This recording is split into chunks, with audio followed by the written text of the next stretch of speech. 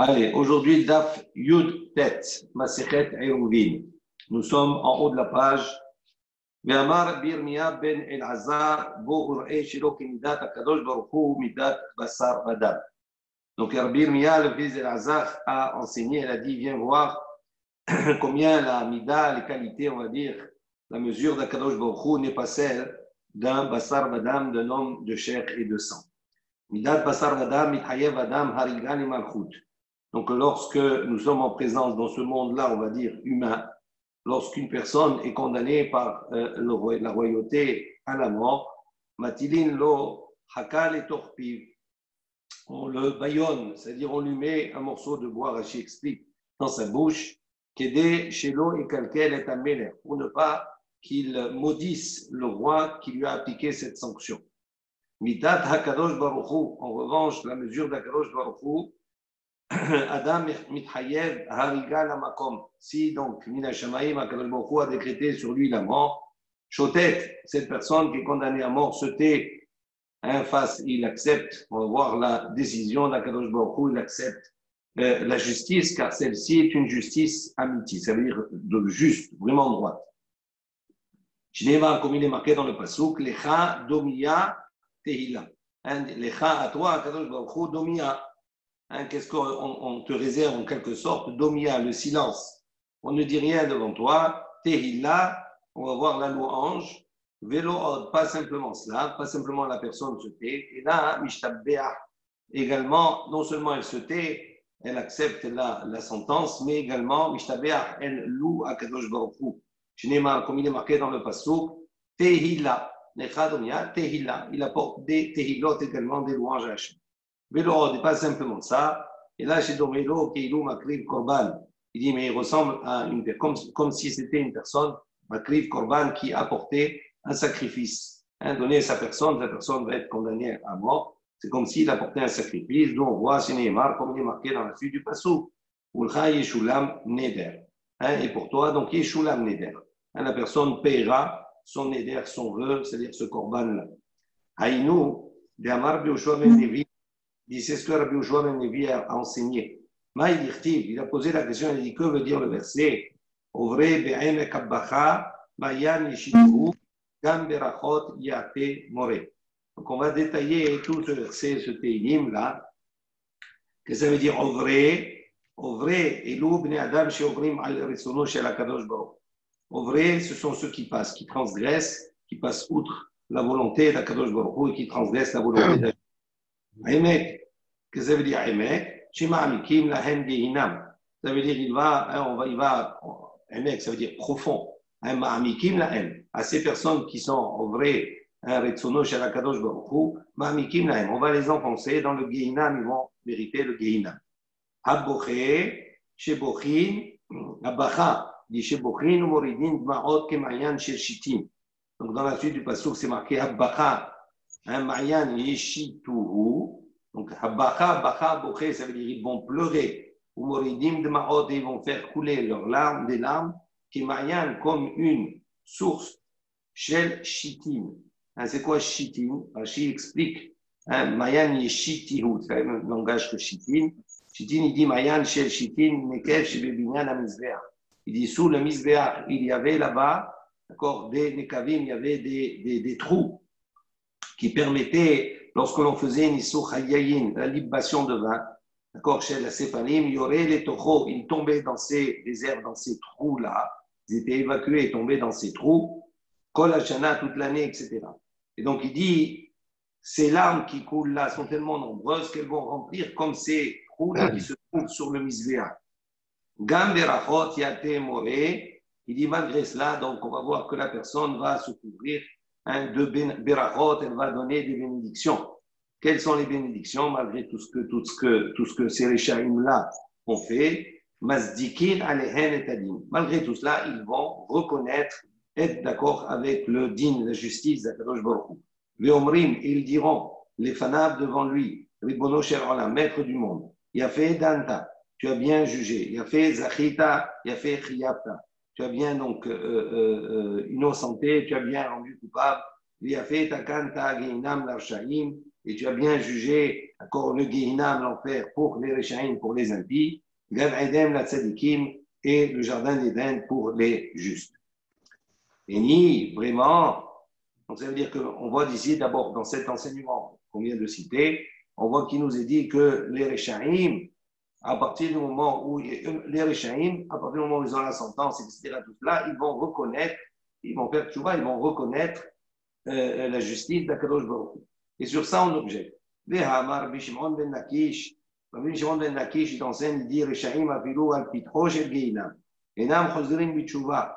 C'est marqué là-bas, Rabbi Shimon ben Lakish, il dit même ces Rechaim là, même s'ils se trouvent al pitro shel Gehinam, devant la porte du Gehinam, Enam chozrim b'tchouva, ils ne reviennent pas, ils ne font pas teshuvah. Donc c'est contraire avec ce qu'on a dit précédemment. On a dit qu'ils sont masdikin alayhem et tadin. Geneva, d'où on voit ça, c'est marqué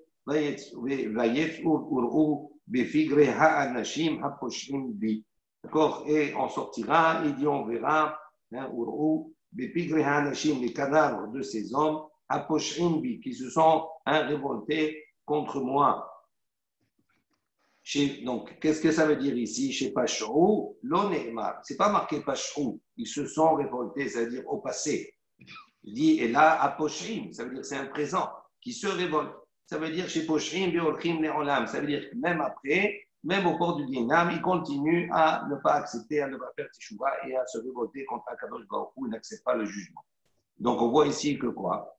D'après cet enseignement, ces Rechaim-là, quand ils sont prêts à Guénam, ils ne reviennent pas, ils ne font pas de Teshuvah. Donc c'est contraire avec l'enseignement précédent. Il a caché, il n'y a pas de difficulté.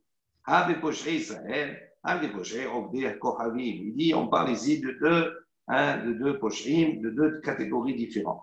Quand on parle des poshrim Israël, des fauteurs d'Israël, eux, après avoir fauté, quand ils se trouvent au port du Gehinam, eh bien, ils font teshuvah, ils acceptent la sentence.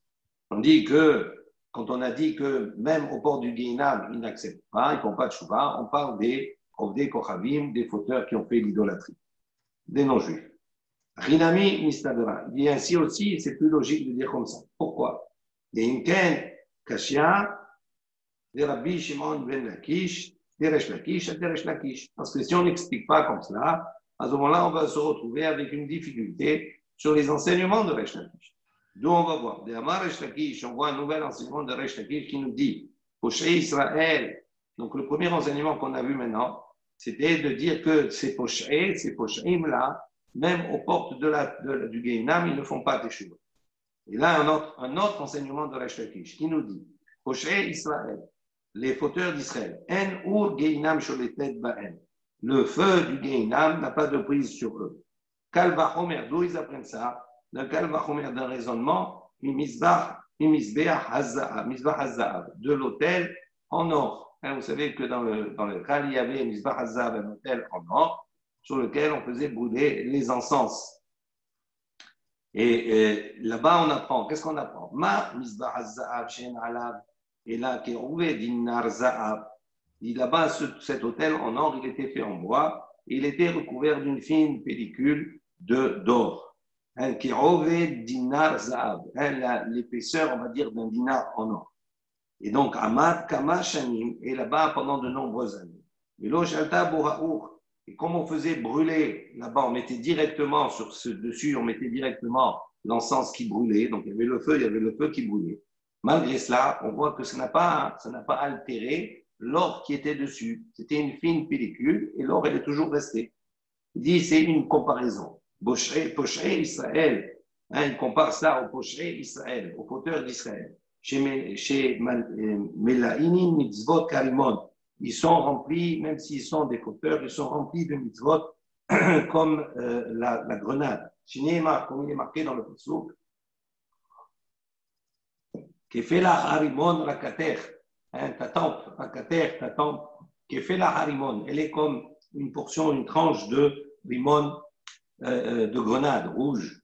Et Amar Resh Lakish, sur ce, Resh Lakish, la fin de Racha, il a expliqué, Antikre Rakater et Rakatir. Il ne lit pas ici Rakater, c'est-à-dire ta tente, mais Rakatir, c'est-à-dire ceux qui sont vides. Chez Nehemar, chez Afilou, ça veut dire quoi? Rekanim, chez Becha. Il dit même ceux qui sont vides de toi. Mais les mitzvot, ça veut dire ils sont vides, c'est même ces Rechaim là. Même les Rechaim d'Israël, même eux, sont remplis de mitzvot, karimon, comme les rimon, comme la grenade, comme les grains. Il dit al-had kama bekama, il dit alors à plus forte raison. Donc on voit ici que d'après cet enseignement, on voit que les pocheries Israël ne sont pas touchés par le feu. Si on dit que le premier enseignement d'Aresh Lakish concerne également les pocheries Israël, à ce moment-là, c'est contradictoire, il y a une question d'Aresh Lakish sur lui-même. Donc on est obligé de dire que le premier enseignement parle des pocheries Aboudet Kohanim, des Kohanim, et là on parle ici d'Israël, qui ne sont pas touchés par le feu. Et là, Hadirti, il dit maintenant, on a vu le passouk qui dit Ovre be'emek abbacha. Il dit de quoi on parle Ovre be'emek abbacha. Ha'ou. Donc on voit que quand, malgré cela, c'est Ovrim, c'est-à-dire ceux qui transgressent la parole d'Akadosh Baruch Hu. D'accord, ils sont mis dans le Gehinam. Donc comment on a dit que le feu de Gehinam ne les touche pas? Il dit là-bas des Mechayive Ha'isha'ata. Il dit là-bas les pocherés Israël. Ils vont effectivement aller dans le Gehinam un certain temps, à Isha'ata, un instant, dans le Gehinam. Et à ce moment-là, Avraham Avinu, et Avraham Avinu va venir, où il va donc les sortir de là-bas, Mukabel et où il va les prendre, bas, à l'exception, donc Avraham Avinu va sortir tous les pochés d'Israël du Gehinam qui vont passer un instant là-bas, parce qu'ils auront accompli la mitzvah de la Mila. Bar Israël, à l'exception d'un Israël, Sheba Albat Oved Kohavim, qui est allé donc avec, qui a une relation avec un idolâtre, avec un non-juif. Des Mashra Orlato. Il dit parce qu'au moment où il a une relation avec une non-juive, spirituellement, quand il monte à ce moment-là, sa orla, son prépuce, va se recouvrir. Velo Mevashach Le. Et à ce moment-là, Abraham Avinu ne va pas le reconnaître et donc il ne le sortira pas de là-bas. Matkif, là, Rav Kahana. Rav Kahana, il vient objecter Hashta de Amrat Aposhim de Pashre Vehazle. Toi, tu as dit précédemment, tu as fait la dracha, tu as expliqué que dans le pasuk, c'est marqué Haposhrim. Poshrim, ça veut dire qui ont, on a traduit, donc qui se sont rebellés quelque part, qui se sont révoltés contre Hachem. Mais Poshrim, c'était au présent, qui se rebellent. Il dit des Pashre Vehazle. Il dit la Me'ata, il dit mais non, si tu traduis comme cela, ça veut dire que tu ne l'attribues pas à une expression au passé. Il dit Dirtiv Hamotsi, quand c'est marqué Hamotsi, qui fait sortir les Bnei Israël d'Égypte. Vers Ma'alé, donc il les fait sortir, il les fait monter. Des Massik, des Mapik, ou ça veut dire quoi? Ça veut dire qu'il les fait monter toujours maintenant, c'est-à-dire que si tu actualises, c'est toujours au quotidien. C'est sûr que là-bas qu'on va traduire, c'est dans le passé. Il dit là, il dit là-bas, il faut comprendre que c'est quelque chose qui est déjà passé. Et donc, lui, il dit aussi, quand on dit Poshrim, ça, c'est l'expression d'un passé et pas obligatoirement d'un présent. Et donc, il n'est pas tout à fait d'accord avec la dracha qui a été faite précédemment. Achinami, il dit aussi la même chose, des péchés, où on parle ici que c'est de l'ordre du passé. Amar Birmiya Bar El-Hazar, Birmiya Bar El-Hazar, il a enseigné, il a dit Shloshar Tahim Yesh la Gehinam. Donc, il y a 3 portes dans le Gehinam. Echad Bamidbar, il y a une porte dans le désert. Echad Bayam, il y a une porte dans la mer. Echad Yerushalayim, il y a une porte à Yerushalayim. Bamidbar, dirtiv dans le désert, quand c'est marqué, Vayerdu Hem, Bechol Hashem Lahem Chaim Sheola. Donc, on voit qu'ils ont été précipités. Natan Vaviram et Korah, Bechol Adato, c'est marqué, ils ont été précipités là-bas, vivants. Un Sheola, dans le Sheol, c'est-à-dire dans le Gehinam. Ils étaient dans le Midbar, à ce moment-là. Bayam, dirtiv, comme c'est marqué à propos de la mer, Beten Sheol Shavati, Shamata Koli. Il dit donc Beten Sheol à propos de Yona, du sein, on va dire, de Beten, c'est le ventre, du sein, Sheol, du Gehinam, Shavati, j'ai imploré, Shamata Koli, tu as entendu ma voix. Birushalayim, dirtiv, à Yerushalayim, d'où on voit, Neum Hashem, c'est la parole de Kadosh Baruch Hu, Asher Hur Lo Betzion. Il y a là-bas le feu, son feu est à Tzion, Betanoch Lo Birushalayim, et son four, il est à Yerushalayim. Betanad Bir Bishmael, et dans la yeshiva de Rabbi Ishmael, on a enseigné, Asher Hur Lo Betzion, Zo Gehinam.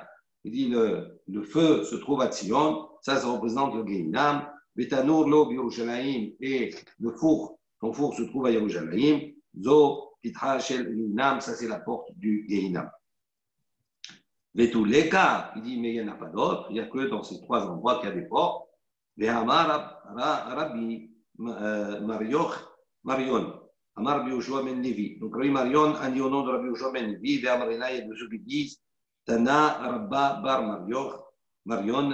Donc on a enseigné Rabba, le fils de Marion, BDB, Rabbi Yohanan ben Zakkai, dans les Shiva de Rabbi Yohanan ben Zakkai, Shte Marot Yesh Bege ben Hinom, ועולה עשן מביניהם, וזוהי ששנינו ציני הר הברזל כשרות, וזוהי פתחה של גיהינם. Il dit voilà, il y a un autre endroit, il dit là-bas il y a שתי תמרות, il y a deux palmiers. De ces deux palmiers, יש בגי Ben Hinnon, il se trouve là-bas dans les plaines de Ben Hinnon, ועולה עשן מביניהם, il y a une fumée, d'accord, qui monte d'entre ces palmiers, וזוהי ששנינו, et ça c'est ce qu'on a enseigné, Siné, les palmiers, Harabarzel du monde de fer, Kesherot. On va voir après dans Maseret Souka à propos de la cacheroute de certains palmiers. Donc, Vezoi, il dit cet endroit là-bas, Pitra el Gehinam, c'est l'endroit, c'est une porte du Gehinam. Donc on voit qu'il y en a plus que trois, il y a un quatrième. Il répond, il dit non, Dilma, nous, Yerushalayim. Il dit là-bas peut-être aussi, c'est Yerushalayim en vérité, et ça correspond à Yerushalayim, donc il y en a que trois. Amar Yoshua ben Levi, Shema Shemot, Yesh la Gehinam. Il a dit il y a le Gehinam à 7 noms. 7 noms ou 7 niveaux dans le Gehinam. Veiluhen, quels sont-ils? Voici Sheol, donc le Sheol, Va'avadon. Avadon, c'est la perdition. Ou Be'er Shahat, et puis donc de perdition également, de destruction. Ou Bor Sha'on, encore c'est une source, on va dire, une citerne, un puits. Sharon, c'est des eaux qui sont tumultueuses et courantes.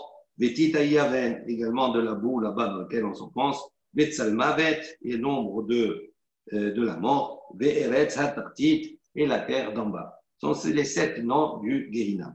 Chez Oldo, on voit Dirtiv, donc on va rapporter les psukim, comme c'est marqué Mibeten, Sheol Shavati, Shamata Koli, comme on a vu précédemment. Donc on va écrire le Sheol représente le Gehinam. Avadon, Dirtiv, Haïsoubar Bakever, Hasidecha, Emunatecha, Hadecha, Emunatecha, Ba'avadon.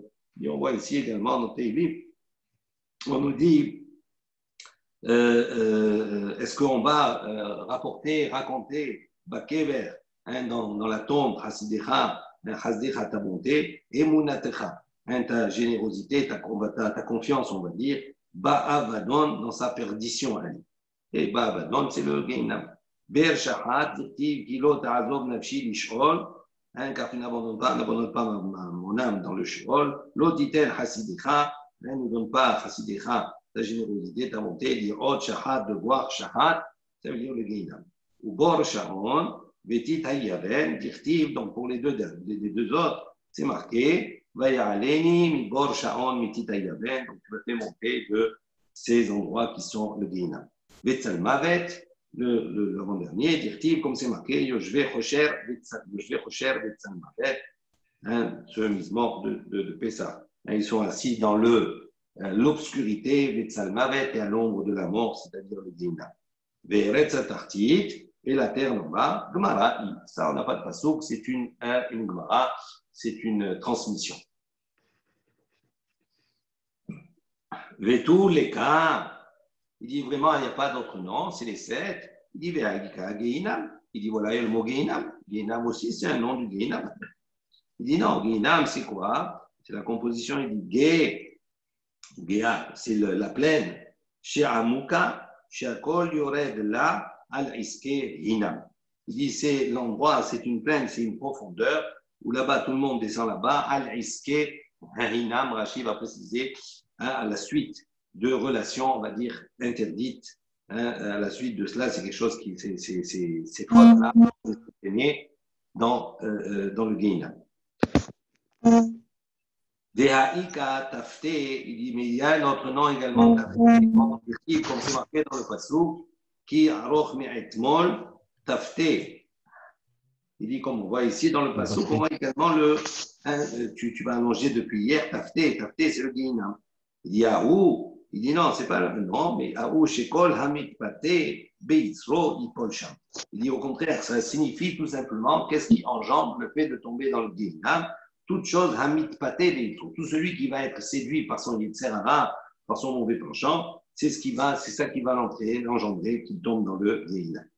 Gan Eden, maintenant à l'inverse, le Gan Eden, le jardin d'Éden, Amar Resh Lakish, il a dit, Im Be'erez Israël, ou Bet She'an, Pitro. D'ici, il se trouve en Eretz Israël. À ce moment-là, son ouverture, sa porte, elle est à Bet She'an. Il dit, c'est-à-dire dans un endroit où il y a des bons fruits, où c'est agréable, etc. Tout cela. Ve'im Ba'arabia, ici, il se trouve à Arabia, Bet Geram, Pitro. Son ouverture, sa porte, elle se trouve à Bet Geram. Ve'im Bet Ben An-Neharot, ici, ce Gan Eden, il se trouve entre les fleuves, ou Dum Sakinin, Pitro. Sa porte, elle se trouve à Dum Sakinin, c'est un fleuve, à cet endroit-là. Bavel, s'il se trouve à Bavel, Abaye, Mishtabar, Bepere, de Maravar Yamina. Donc Abaye, il a loué les fruits de Maravar Yamina, du de l'autre rive droite, de l'Euphrate. Rabba, Mishtabar, Bepere, de Harfina. Et Rabba, lui, donc il a loué les fruits de Harfina. Il dit donc c'est à ces endroits-là que se trouve le Gan Eden, l'ouverture du Gan Eden, puisque c'est un jardin dans lequel il y a des fruits, il y a des bonnes choses. On revient à notre Mishnah. Donc, on a fini, on va dire, la partie Haggadah. Ou Benehem, Kimlo, Shete, Vegomer.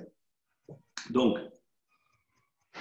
on avait dit que lorsque on est en présence d'un puits, ok, et autour de ce puits-là, on a mis des angles pour former des murs. Et on avait donné des dimensions, et on avait dit qu'il y avait une marcoquette, effectivement, à savoir entre Rabbi Meir et Rabbi Yehuda, sur la distance qu'il y avait entre ces deux angles-là. Et on avait dit sur Rabbi Meir, c'était 10 amot, et sur Rabbi Yehuda, 13 amot, un tiers, 13,3. Ok. Et donc là-bas, on avait mesuré par rapport au nombre d'animaux qui rentraient et qui sortaient. On avait dit on prenait des attelages, 2 attelages. Pour l'un, c'était 2 attelages de 3, ça faisait 6 animaux, 6 bêtes, 6 parottes. Et pour l'autre, c'était 2 attelages de 4, ça faisait 8 animaux. Et on avait dit là-bas, parmi les conditions, on parlait des attelages qui étaient attachés. Il fallait que les animaux soient attachés et pas détachés. C'est comme ça qu'on avait dit dans la Mishnah. On a dit pshita, c'est évident. Qui va d'etana les hakshurot. Avu, anan yad'inan de lo avu mutarot. Il dit à partir du moment où on a précisé que ces attelages ces animaux soient attachés. Il dit est-ce qu'on ne sait pas qu'il ne faut pas qu'ils soient détachés? C'est évident. S'ils sont attachés, ils ne sont pas détachés. Dima ou Detema, pourquoi on a besoin de préciser les deux? Parce que tu aurais pu dire Kshurot, quand on a dit dans la Mishnah qu'il faut qu'ils soient attachés, qu'il y a un Kshurot, ça veut dire pas attachés, mamash, vraiment. C'est comme si elles étaient attachées, ça veut dire qu'il faut calculer cette distance avec des animaux qui sont à proximité. On n'a pas besoin vraiment de les attacher physiquement. Avant mamash, l'eau, mais véritablement non. Kamash banal, donc c'est pour ça qu'il est venu nous enseigner. Vélo mutarot, c'est pour ça qu'on a précisé, mais il ne faut pas qu'ils soient détachés pour nous dire que ce qui était impératif, c'est qu'ils soient vraiment attachés physiquement. Ensuite, on a dit achat nichneset ve'achat yotzet. On a dit il y a donc un attelage qui rentre et l'autre qui sort. Donc ça veut dire qu'ils sont dans un sens et dans l'autre. La tête d'un premier attelage, 3 ou 4 selon les opinions, vers l'intérieur, et la tête du deuxième attelage vers l'extérieur. Et on les positionnait à un côté de l'autre. Ça donnait la distance qu'il y avait entre les deux angles. Tana, donc on a enseigné Ravka Nichneset et Ravka Yotzet. Donc ici on a enseigné, c'est l'attelage dans sa totalité qui rentrait et un attelage qui sortait. Ça veut dire c'est pas un sur deux, c'est-à-dire tout l'attelage entier, les 3 ou les 4, qui étaient dans un sens et l'autre dans l'autre sens. Tano Rabbanan, les Chaim ont enseigné Kama Usha, Viruba Shel Para. Il dit maintenant la tête et la majorité du corps d'une para, c'est fait combien? C'est quoi? Il dit Shete Amot. Ça correspond à 2 Amot, c'est-à-dire 1 mètre. Donc rappelez-vous, on avait dit que jusqu'à quel point on pouvait resserrer les angles, c'est-à-dire resserrer le chétar, la surface qu'il y a autour du puits. On a dit on pouvait resserrer jusqu'à une certaine distance où l'apparat, elle peut rentrer sa tête et la majorité, et qu'on puisse lui donner à boire. Et que la personne qui puisse boire avec elle dedans si elle a besoin, qu'on ne peut pas, si c'est trop serré, après on risque d'être amené à sortir de cet espace et de transporter dans le domaine public. Donc il dit, c'est quoi la distance quand on dit la tête et la majorité de la para? Il dit, j'étais amot. Retenez bien ça, c'est important. Donc 2 amot, c'est-à-dire 1 mètre. Les kama ovia chez le para. Il dit maintenant la largeur de la para, son épaisseur, elle est de combien? Ama ou shne shliché ama. Donc c'est une ama et 2 tiers d'une ama. Shehen ke'eser. Donc s'il y a 6 parot, d'accord? Donc si chaque para c'est une ama et 2 tiers d'une ama, quand on fait le calcul, on met les 6, ça correspond à Esser, c'est-à-dire comme 10 amot. Divrei Rabbi Meir, ça c'est l'opinion de Rabbi Meir.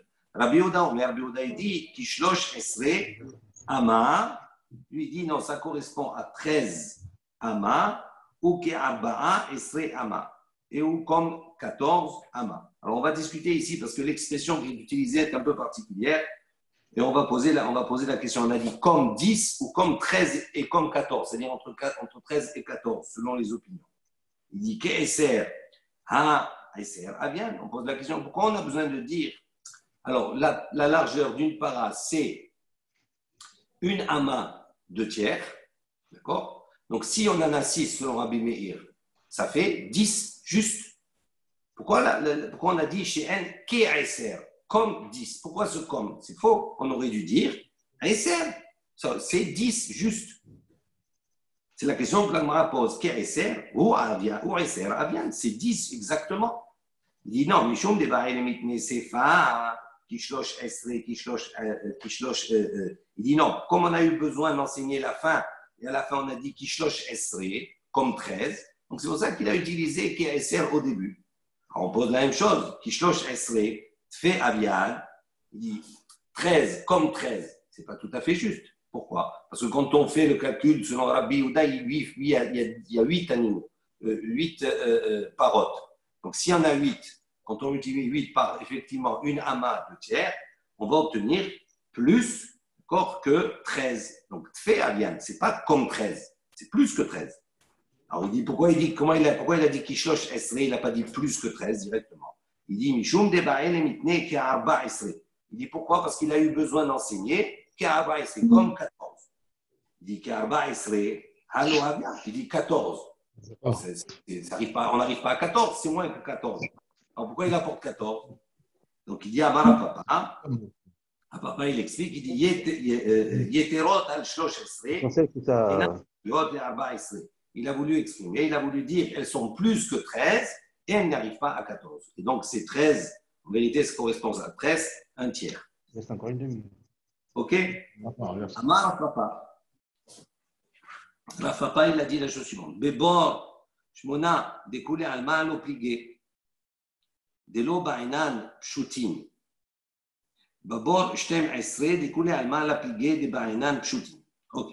Alors, maintenant, on a vu dans la Mishnah, rappelez-vous, on a dit que la distance, c'est très important, essayez d'avoir ça dans votre esprit. On a le bord, le puits au milieu, le verre au milieu, et sur les 4 angles, 4 côtés, on a mis des angles. Maintenant, on a vu que la distance entre les 4, c'est de 10 amot ou de 13,3. OK? Maintenant, on a vu qu'Amémir, il a dit, à part les 4, on doit mettre des panneaux simples qui ne sont pas en angle au milieu de chaque. Donc, ça veut dire qu'au lieu d'avoir 2, 4, 6, 8, d'accord, 8 panneaux, on va avoir 8 plus 4, ça fait 12. On a 12 panneaux en vérité. Alors maintenant, on va voir qu'il y a des distances. Alors, Papa, il dit, Bebor Shmona. Donc, si on a un bord, c'est-à-dire on a maintenant un puits qui fait de diamètre Shmona. C'est-à-dire, il fait de diamètre 8 amot. D'accord? Donc, s'il fait 8 amot, donc au milieu, il y a 8 amot, on sait que la distance minimale de chaque côté, c'est 2 amot. Rappelez-vous, pour faire entrer, d'accord, la para et le rof de la para. Donc, on a de chaque côté 2 amot. 2 amot et 2 amot, plus 8, ça fait 8, 2, 12, ça fait 14 amot. OK? Donc, si on a ici, s'il y a Shmoné, des coups d'allemand à la plier, s'il y a 8 amot dans la largeur, à ce moment-là, tout le monde est d'accord qu'il n'y a pas besoin de mettre des panneaux en plus. Pourquoi? Parce que si on a 6, ça fait, si on a si on a 8, donc on n'est pas arrivé à 10, donc que ce soit pour Rabbi Yehuda ou que ce soit pour Rabbi Meir, l'intervalle maximum pour Rabbi Meir, c'est 10 amot, d'accord? Et pour Rabbi Yehuda, c'est 13,3. Donc, on n'arrive pas au 10. Donc, il n'y a pas besoin de rajouter des passim au milieu pour pouvoir couper quand c'est trop grand. Donc, il n'y a pas de marque locale. On va dire, Bebor, Shmona, des couleurs mal appliquées. Vélo, Barinan, Pchoutin, on n'a pas besoin à ce moment-là de rajouter des planches simples. Bebor, Shtem, Esre. Maintenant, si on a un bord également qui fait 12, la largeur, elle est de 12. Des couleurs mal appliquées, des Barinan, Pchoutin.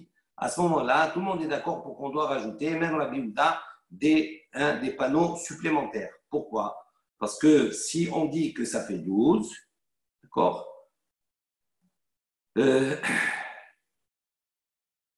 Rabbi, on a un diamètre de 8.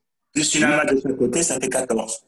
Donc, si ça fait 12, comme on a les angles, elles font une amas de chaque côté.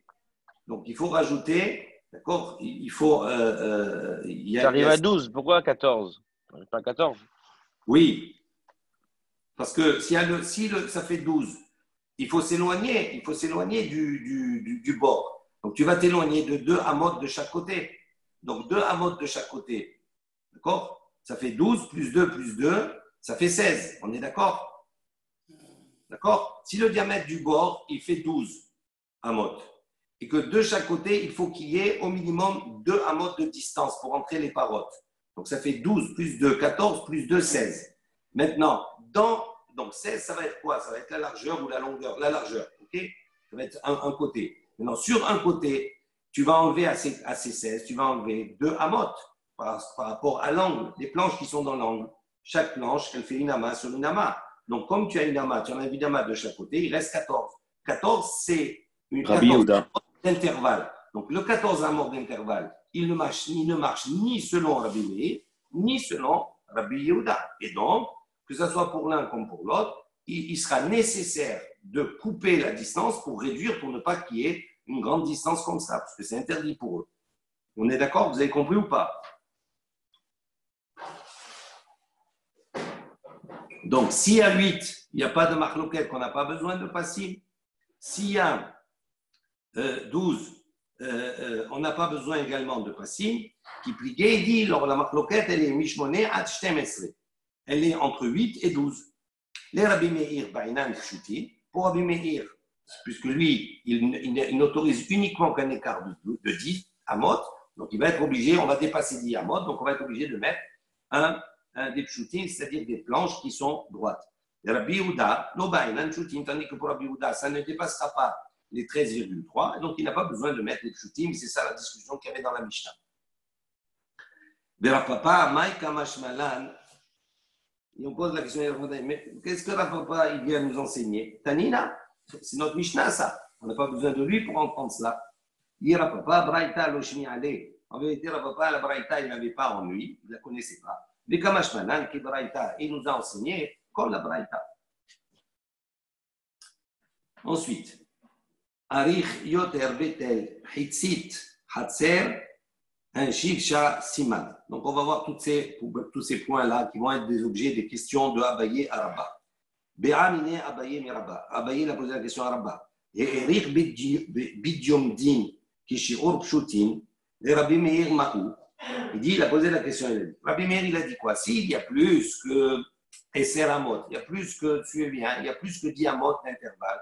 On a dit que Rabbi Meir, pour couper ces 10-là, il rajoutait encore une planche, encore une cloison au milieu, ok, pour couper. Alors maintenant, on a posé la question, il a posé la question à Baye. Baye a dit, est-ce que si on agrandit Djumdin, c'est une amas sur une amas, d'accord, c'est l'angle. Maintenant, s'il y a 10, il y a plus que 10, si on agrandit les angles tout simplement, au lieu qu'il y ait une amas, on va mettre deux amotes, une amas de chaque côté en plus, par exemple, pour diminuer. Est-ce que ça, c'est valable ou pas? Ou non, il faut qu'ils mettent les pshutim obligatoirement. Donc, est-ce que c'est autorisé? Amar les Tanitoua, il lui a répondu, il a dit, on a enseigné, ou bilvat, shirbe, bepasim. Il dit, mais dans la Mishnah, on a dit, mais à condition, shirbe, bepasim, qui multiplie les passim, c'est-à-dire qu'il rajoute des parois, des cloisons. Dit, maïla, de ma'arich bidyum din, Il dit, est-ce que quand on a dit Ubilvat shir be bepasim, en vérité, quand on regarde bien l'expression, il dit à condition shir be qu'il multiplie, en vérité qu'il multiplie, qu'il agrandit, bepasim, dans les passim, ça veut dire dans ceux qui sont déjà là-bas. Quels sont les passim qui se trouvent là-bas? C'est les diomdines, c'est les angles. Donc il dit Maïla Bemar, est-ce que ça ne veut pas dire par là qu'on doit agrandir les angles pour pouvoir raccourcir les SR, arriver au SR à mort? Dis-le, non, des mafiches, des avides, shooting. Il dit non, ça veut dire qu'on doit multiplier, rajouter, d'accord, des panneaux supplémentaires. Alors il dit Yahi, Hay ubilvad shir be passim, achir be passim itaile. Il dit si c'est comme cela, si c'est ça, vous nous enseignez qu'on doit rajouter des panneaux supplémentaires. Il dit normalement on n'aurait pas dû dire l'expression ubilvad shir be passim, dans les passim, c'est-à-dire ceux qui sont déjà en place. On aurait dû dire shir be passim, qu'on rajoute passim, des panneaux. Et ce n'est pas le cas. Donc, ça sous-entend qu'on agrandit les angles. Cette année, il a dit enseigne, achirbe, passim. Il dit, tu n'as qu'à enseigner, tu n'as qu'à changer la Mishnah, enseigne, achirbe, passim, jusqu'à qu'on rajoute des panneaux. Ika de Amré. Ika de Amré. Donc, il y a de ceux qui enseignent d'une autre manière. Amarle, la réponse, il lui dit Amarle. Il donne une réponse à la question de base. Tenitoua, il dit, on a enseigné au Bilvat, bébé passim. Il dit, mais c'est enseigné qu'il doit multiplier, qu'il doit rajouter dans les passim déjà existants. Maïlav, des merfiches, des rabbits, pshutim. Donc, lui, l'idée première, est-ce que ça ne veut pas dire qu'on va rajouter des panneaux supplémentaires? Il dit, l'eau, non, des marir, bidyumdim. Il dit, on va rajouter, tout simplement, on va agrandir les angles. Il dit, achinami mistabbera. Il dit, c'est plus logique de dire comme ça. Pourquoi? Mais des katané. Parce qu'on a enseigné au Bilvat, passim. Parce qu'on va voir on doit rajouter dans les passim, sous-entendus qui sont déjà existants, Shema Mina, c'est comme ça qu'il faut comprendre. Donc ça, c'est la réponse. Be'amine Abaye Merabba. Donc une nouvelle question de Abaye à Rabba. Yoter Mishlosh Esre Ama ou Shlish. Rabbi Yehuda Ma'u Pshutin Avid ou Bidyumin Ma'arich. Donc, la même chose. Maintenant, vous voyez, il pose une question à Rabba concernant l'opinion de Rabbi Yehuda. Il lui dit maintenant, Rabbi Yehuda, il a dit, il n'autorise pas plus, d'accord, que 13, un tiers, donc que 13,3. D'ici maintenant, la distance entre les deux, elle fait plus que 13,3. Est-ce que Marouk, Choutin, Avid, est-ce qu'il va rajouter, pour Rabbi Yehuda, est-ce qu'il va rajouter des panneaux supplémentaires, au début du ou bien il va agrandir, allonger les angles. Amalé lui, Tenitoa, il dit, on a enseigné Kamahen Mekuravi. Il dit combien? On a enseigné dans la Mishnah, on avait dit jusqu'à combien on peut Mekuravin, ça veut dire rapprocher ces angles-là, cette surface jusqu'au puits. Là-bas, on a dit que des Rocha Veruba chez le para, donc on a dit jusqu'à qu'il rentre la tête et la majorité de la para. Vekama Meruchakin, et on avait dit jusqu'à combien on peut espacer. Et il avait dit Afilou Kour, Afilou Koraim. On peut espacer jusqu'à même une distance qui est très grande, comme un cours ou comme deux cours. Rabbi Yehuda Omer, et sur ce, Rabbi Yehuda est intervenu, il a dit Bet Sataim. Il dit non, on ne peut pas dépasser Bet Sataim, c'est-à-dire 50 sur 100, 5000 amot carrés, ou bien 75 sur 75 à peu près, je ne sais pas calculer. Donc il dit, ça c'est Rabbi Yehuda, il a dit. Donc qu'est-ce qu'il a dit? Bet Sataim mutar, si ça a une distance de Bet Sataim, c'est permis. Yoter mi Bet Sataim, asso. Mais si on dépasse Bet Sataim, c'est interdit. Amroulo le Rabbi Yehuda. Donc ils lui ont dit à Rabbi Yehuda, il lui a dit, est-ce que tu n'es pas d'accord? Sois d'accord. Baddir, Vesahar, Umukse, Vehatser. Il dit, sois d'accord. Baddir, si on a à faire maintenant, dire, on avait expliqué, c'est un enclos qui est utilisé pour récolter les excréments et pour apporter des engrais. Vesahar, on va dire, c'est un enclos pour les animaux. Mukse, c'est l'arrière-cour. D'accord? Vehatser, c'est une cour. Afilou bat hameshet kurim, afilou bat asara kurim. Chez Moutar, je dis, est-ce que tu n'es pas d'accord que même si ces éléments-là qui sont utilisés par le propriétaire, même s'ils ont une surface de hameshet kurim, 5 cours, même 10 cours, chez Moutar, que c'est permis. Amar la haine, il leur a répondu, Zo mehitsa, ve'ilu pasim. Il leur a répondu, et c'est ça très important, c'est là où on va voir la réponse de Rabbi Yehuda. Il leur a dit non, ce n'est pas la même chose. Zo mechitza, dans ces différentes, on va dire, enclos, les cours, etc., là-bas, ce sont de vrais mechitza, c'est de vrais cloisons. Tandis que ici, dans notre cas, nous ici, passim, ce sont des panneaux. Alors il dit, veimita, ici, maintenant, tu penses que l'on peut rallonger les angles. Il dit, zo mechitza, ve zo mechitza, mi ba'ele. Il dit à ce moment-là, il aurait dû dire, dans ce cas, c'est mechitza, et dans l'autre cas aussi, c'est mechitza. Imaginez qu'on est en présence ici d'un cours, on va dire, c'est immense. Au lieu d'avoir 13,3, on a 50. Betzataim, c'est-à-dire on a 70. D'accord? On a 70. Pour arriver de 70 à 13,3, il faut, si on doit allonger les angles, d'accord? On va allonger, ça va faire de grands panneaux. C'est des méritzot, c'est plus des panneaux là, à ce moment-là.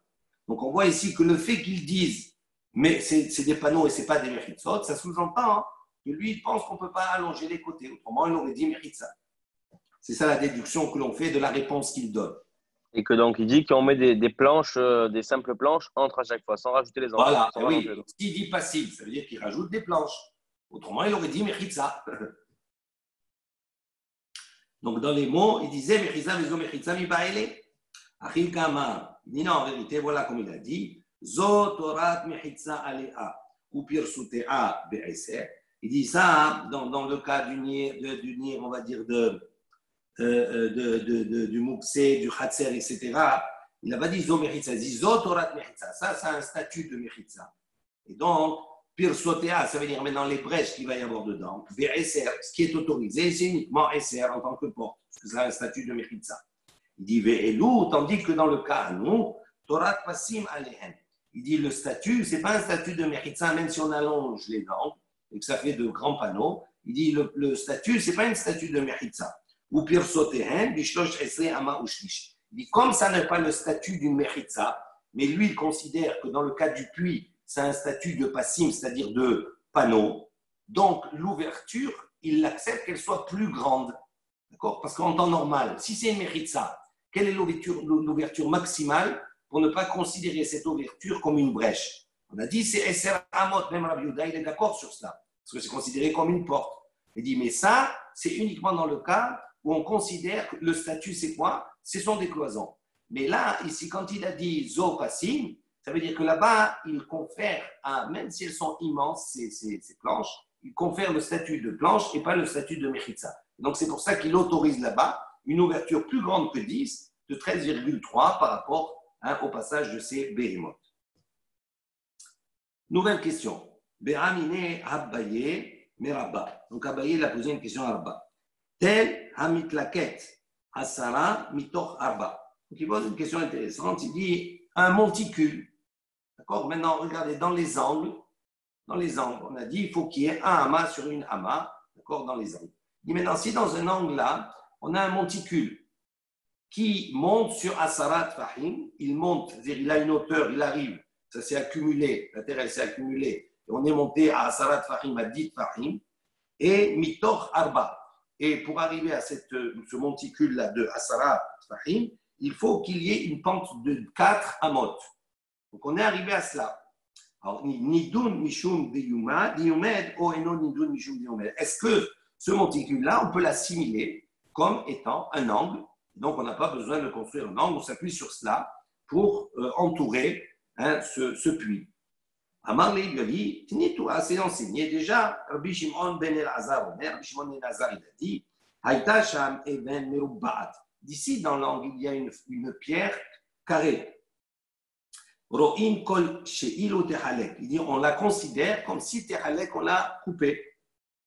Veyesh ba'ama, lekan ve'ama lekan. Et on regarde, si quand on la coupe, on voit qu'il peut y avoir une ama, d'accord, d'un côté et une ama de l'autre, Nidun Mishum Diyumed. À ce moment-là, on lui donne le statut d'angle.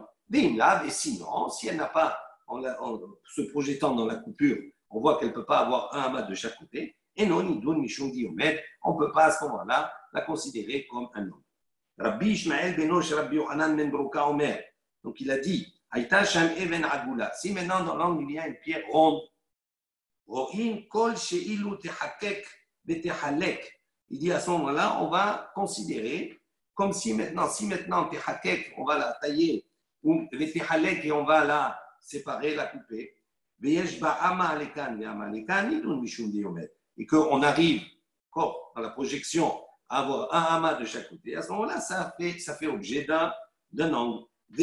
Sinon, à ce moment-là, on ne considère pas comme un angle. Il dit, il dit, quelle est la discussion entre les deux? L'autre, il a dit une pierre qui est carrée et l'autre, une pierre qui est ronde. On semblerait que c'est la même chose. Il dit, non, un, il pense qu'on ne peut faire qu'une seule projection. Ça veut dire que dans la pierre, si on coupe, ça donne directement une amas de chaque côté, c'est OK. Tandis que l'autre, il dit, très ro'in lo amrinan, pardon. Un, il dit, ro'in amrinan, très ro'in lo amrinan. On peut faire une projection, mais pas de projection. Ou mort savar, tandis que l'autre, il pense, celui qui a dit la pierre ronde, avilu très ro'in amrinan. Il peut se projeter même deux fois. C'est-à-dire, non seulement il va d'abord, elle est ronde, donc il va d'abord la tailler pour la rendre carrée, et après, il va la couper pour voir si elle a la dimension de chaque côté. C'est ça la marquette entre les deux. Be'amine Abaye Merabba. Donc, une nouvelle question de Abaye à Rabba. Hitzat Akanim. Donc, Hitzat Akanim, c'est tout simplement une mechitza, d'accord, qui est faite de joncs. Kane, Parot, Mishlosha. Donc, ils sont positionnés verticalement, un à côté de l'autre, avec une distance entre eux de moins de 3 tfahim. Nidun Mishun Diomed, Olav. Est-ce que si on a constitué l'angle de cette manière-là avec des piquets qui ont moins de 3 tfahim entre chacun, d'accord, est-ce que ça a un statut d'angle ou pas? Amarle, il lui a répondu, Tenitoua, il dit on a enseigné déjà, Ayasham Ilan, on a dit dans la Mishnah, Ayasham Ilan, si dans l'angle il y avait un arbre, au Geder ou une barrière, au Hitzat Akanim, ou bien donc une cloison de Kanim, Nidun Mishum Deyomed, on le considère comme un angle. Maïlav, Kane, Pachot, Mishlosha, est-ce que quand on a dit dans la Mishnah, Hitzat Akanim, est-ce que ça ne veut pas dire qu'on parle ici de Kane qui sont positionnés à moins de 30 fahim entre les deux, entre chaque roseau? Dit non, l'eau là-bas on ne parle pas, Hitzat Akanim, on ne parle pas de cela. On parle de Gourdita de Kane. Qu'est-ce que c'est Gourdita de Kane? Rachid explique, il dit Kanim, Mechubbarim Arbe, c'est-à-dire, il y a un tronc, d'accord, et là-bas de ce tronc, il y a plusieurs canimes qui se séparent. Et donc, ça forme un genre d'angle. Ce n'est pas une juste apposition, ce n'est pas des canets qu'on a constitués comme ça. Alors, il dit, Iachi, si tu dis comme cela, que Hitzat Akanim, ça veut dire Godita des canets, Haïnou Ilan, alors c'est redondant avec l'enseignement de l'arbre. On a dit, s'il y a un arbre, s'il y a une barrière, s'il y a Hitzat Akanim. Si tu dis que Hitzat Akanim, c'est un seul tronc, un seul arbre, donc ça revient à dire un arbre, c'est la même chose, c'est un enseignement qui veut répéter. Et là, il dit qu'est-ce que c'est en vérité? Kane, Pechot Mishlosha. Il dit ici, maintenant, tu vas dire que ça ne peut pas être donc un arbre. On enlève cette supposition. Donc, qu'est-ce qui nous reste? C'est des canets qui ont été posés avec une distance de moins de 3 tfahim entre chacun. Alors, si tu dis comme cela, Haïnou Geder, c'est la même chose qu'une Geder. Geder, c'est une barrière. Donc, quelle différence? Donc, on a déjà ces deux enseignements dans la même Mishnah. Et là-bas, il dit, qu'est-ce que c'est alors? Itla les mémoires. Il dit, qu'est-ce que tu as à dire? Il dit, très gavne Geder. Il dit, la réponse, c'est qu'il y a deux catégories, deux sortes de Geder. Hanami, c'est-à-dire, si tu réponds comme ça, que c'est deux sortes de Geder, de barrières différentes, il dit, pourquoi tu ne réponds pas de la même chose? Hanami, très gavne Ilan, on dit qu'il y a deux sortes d'arbres aussi. Il dit, Kadem. Donc, il y a de ceux qui disent, non, en vérité, Gourdita de Kané, que c'est un arbre, effectivement, qui a un même tronc, mais avec des canines qui partent de ce tronc-là. Kamibayale, il dit, ça, c'était l'objet de la question en vérité. Gourdita de Kané, Mai, il dit, la question, elle était sur le Gourdita de Kané. Est-ce que ce tronc-là, qui a plusieurs canines, est-ce qu'on peut l'utiliser en tant que kangle? Amarle, il lui a répondu, Tinitoua, on a enseigné Haya Sham Geder, au Ilan, si là-bas il y avait Geder, une barrière, au Ilan, ou là, au Hitzatakanim, bien Hitzatakanim, une barrière, une cloison faite de Kanim, ni don, ni Shum de Omen, Ilan, digne d'angle. Maïla, Gourdita de Kané, l'eau, il dit, est-ce que on ne peut pas enseigner ici que concernant Gourdita des Kané, non. Kané, Pachot, Mishlosha, que Gourdita des Kané, ce n'est pas une succession de Kanim avec un intervalle de 3. Il dit Iachiz, il dit comme ça. Aïnou Geder, ça revient à Geder, c'est la même chose.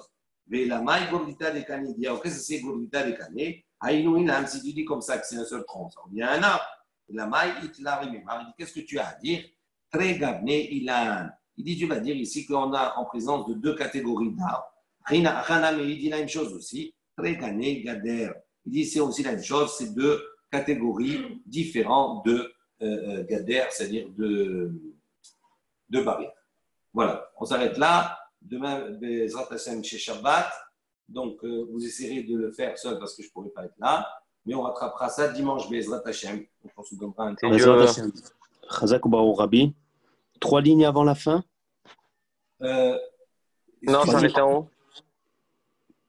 En haut des cas.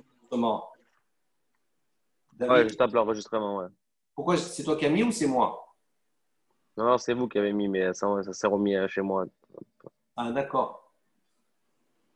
Et donc, on s'est arrêté quoi? À la page Kaf Amoud Aleph ou à Chaf Amoud Aleph?